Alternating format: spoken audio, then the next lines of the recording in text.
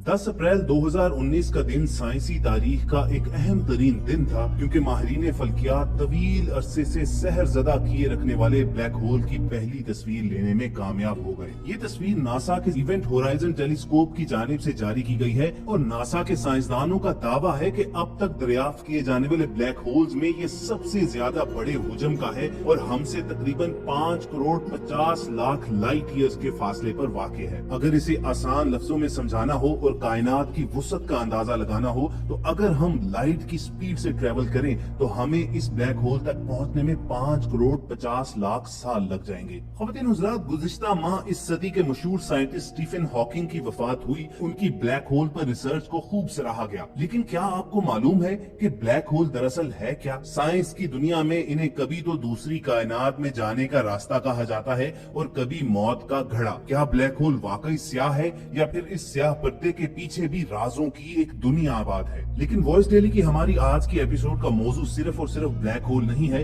बल्कि हम आपको ये भी बताएंगे कि कुरान मजीद फुरकान हमीद की सूरह नज्म में ब्लैक होल्स और आप सल्लल्लाहु अलैहि वसल्लम के मेराज पर तशरीफ ले जाने का जिक्र किस तरह आया है और सूरह नज्म की आयात में जिस बेरी के दरख्त का जिक्र है वो दरअसल ब्लैक होल कैसे है और कैसे वो कायनात से जन्नतुल मावा की तरफ जाने का रास्ता हो सकता है। और इसके साथ साथ आपको बताएंगे कि कैसे मेराज शरीफ तो हमारे ईमान का हिस्सा है, लेकिन गैर मुस्लिम साइंटिस्ट भी ये मानते हैं कि ब्लैक होल से सफर करते हुए आप हो सकता है दूसरी कायनातों में निकल जाएं और अगर आपके पास कोई सुपर पावर्स हो तो आपकी वापसी इस कायनात में भी मुमकिन है रहे। दोस्तों, वीडियो की शुरुआत में हमने आपको बताया कि इस सदी के मशहूर साइंसदान स्टीफन हॉकिंग की जब वफात हुई तो दुनिया भर के साइंसदानों ने उसे ट्रिब्यूट पेश करते हुए ये कहा कि ब्लैक होल्स पर स्टीफन हॉकिंग की रिसर्च हकीकत के करीब तरीन है। आमतौर पर यह गुमान किया जाता है कि ब्लैक होल के अंदर सिर्फ अंधेरा ही अंधेरा है और ये चूंकि शदीद कशिश शकल रखता है, ये हर चीज को अपने अंदर समो लेता है। चुनाचे साइंसदानों की अक्सरियत इसे मौत के घड़े से तशबीह देती है, लेकिन स्टीफन हॉकिंग का ख्याल ये है कि जब हम ब्लैक होल के अंदर झांक ही नहीं सकते, हमें मालूम ही नहीं है कि उसके अंदर क्या है, तो फिर कैसे कहा जा सकता है कि ब्लैक होल दरअसल मौत के घड़े हैं?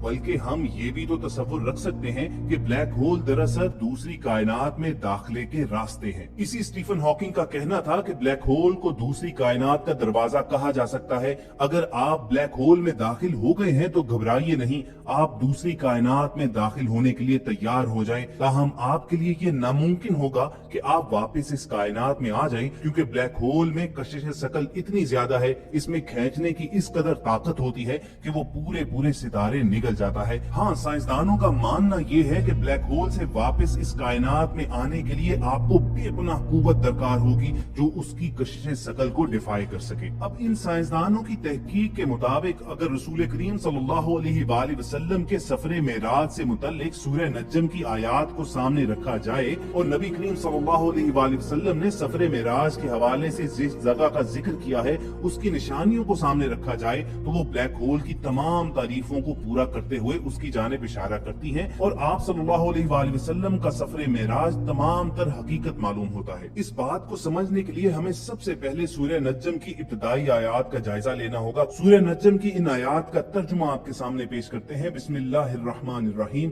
सितारे की कसम है जब वो डूबने लगे, तुम्हारा रफीक न गुमराह हुआ है और न बहका है, न वो अपनी ख्वाहिश से कुछ कहता है। ये तो वही है जो उस पर आती है, जो बड़े ताकतवर ने उसे सिखाया है, जो बड़ा जोरावर है। बस वो कायम हुआ असली सूरत में और वो आसमान के ऊंचे किनारे पर था, फिर नजदीक हुआ और भी करीब हुआ, फिर फासला 2 कमान के बराबर था या इससे भी कम। फिर उसने अल्लाह के बंदे में जो अलका किया और जो कुछ अलका किया दिल ने झूठ नहीं कहा था जो देखा था। फिर जो कुछ उसने देखा तुम उसमें झगड़ते हो और उसने उसको एक बार और भी देखा, सिदरतुल मुंतहा के पास, जिसके पास जन्नतुल मावा है, जबकि उस सिदरा पर नूर ही नूर छा रहा था। ना तो उसकी नजर बहकी ना अपनी हद से बड़ी, बेशक उसने अपने रब की बड़ी बड़ी निशानियां देखी। अब दोस्तों, हम समझने की कोशिश करते हैं कि सूरह नज्म में ब्लैक होल्स का जिक्र किस तरह आया है और मेराज शरीफ का ब्लैक होल से क्या ताल्लुक है। पहली आयत पर गौर कीजिए कि सितारे की कसम जब वो डूबने लगता है, यानी जब वो डूब कर तारीक होने लगता है,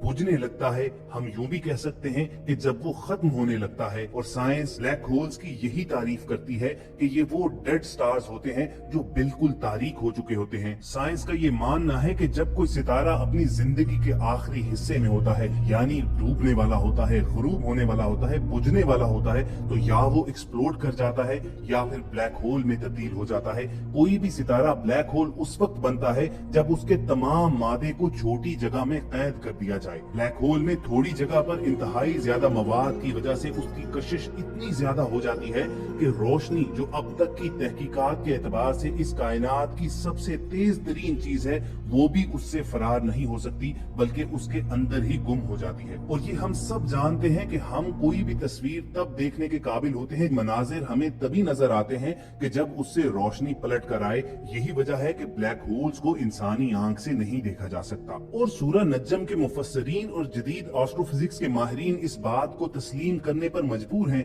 कि नबी करीम सल्लल्लाहु अलैहि वसल्लम ने सफरे मेराज के हवाले से जो निशानियां बयान फरमाई वो बिल्कुल दुरुस्त हैं। और कुरान 1400 साल कबल आज की साइंस से बहुत आगे था और उसने जदीद खलाई तहकीक के दरवाजे 1400 साल कबल ही खोल डाले थे। साइंसदानों की तहकीक पर मबनी रिपोर्ट में कहा गया है कि खिला में मौजूद ब्लैक होल दरअसल दूसरी कायनात के दरवाजे हैं और कुरान पाक ने इस जानिब 1400 साल कबल ही निशानदही फरमा दी थी। ये बिल्कुल एक बेरी के दरख्त के मुशाबे खला में कायम है, जिसका इब्तदाई हिस्सा इंतहाई बारीक यानी दरख्त के तने के मुशाबे होता है और दरख्त के सर की तरह इसका सर बना होता है। ये खला का सबसे तारीक हिस्सा होता है और कुरान ने इससे मुतल्लिक भी इशारा दिया था कि इसको आम आंख से नहीं देखा जा सकता। इस मकसद के लिए आप सूरह नज्म की आयत नंबर 16 की तरफ रजू कीजिए। साइंसदान इस बात को तहकीक के बाद तस्लीम करते हैं कि ब्लैक होल रोशनी के लिए एक कॉस्मिक मैग्नीफाइंग ग्लास की तरह होते हैं जो रोशनी को ऊपर या अपने नीचे की जानिब गुजरने पर मजबूर कर देते हैं।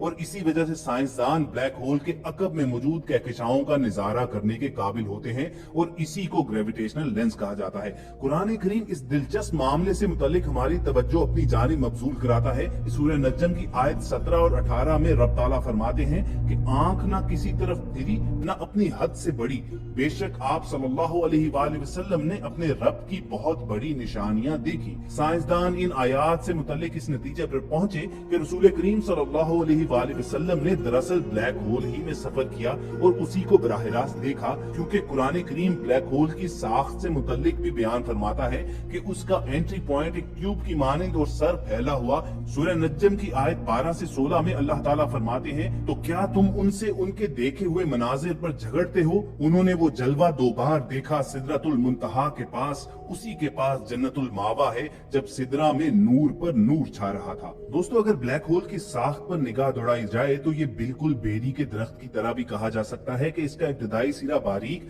जबकि इसका ऊपर भी सिरा चौड़ा, यानी जिस तरह दरख्त का सर होता है। साइंसदान इस बात पर मुत्तफिक हैं कि ब्लैक होल से कोई भी चीज वापस नहीं आ सकती, कोई भी एनर्जी ब्लैक होल से लौट कर नहीं आ सकती। ब्लैक होल मुकम्मल तौर पर महदूद है, यानी इनसे वापसी मुमकिन ही नहीं है। इन तहकीकदानों की तहकीक को अगर मद्देनजर रखा जाए तो ये बात भी तस्वुर की जा सकती है कि ये दूसरी कायनात तक पहुंचने का जरिया भी हो सकते हैं। ब्रिटिश साइंटिस्ट स्टीफन हॉकिंग ने तहकीकदान जॉर्ज पोलेन, रोडोल्फ गम्बेनी और गैरेट हॉफ्ट के इस दावे को सपोर्ट किया है और बादशाह इस हवाले से अपनी थ्योरी पेश करते हुए कहा कि हो सकता है कि ब्लैक होल से बाहर निकलने का कोई रास्ता भी हो। उनका मशहूर जमाना कौल है कि अगर आप ये महसूस करें कि आप ब्लैक होल में दाखिल हो गए हैं तो घबराइए नहीं और ना ही हिम्मत हारे, क्योंकि इससे बाहर निकलने का रास्ता मौजूद है। मुमकिना तौर पर दूसरी कायनात में पहुंचने का रास्ता मौजूद है, मगर आप शायद हमारी कायनात में फिर वापस नहीं आ सकते, हत्ता कि आपके पास बहुत ज्यादा पावर मौजूद हो जो ब्लैक होल की ग्रेविटी को डिफाई कर सके। तो ख्वातीन हज़रात, अल्लाह ताला से ज्यादा बड़ी कुव्वत और ताकत और सुपर पावर कौन सी हो सकती है?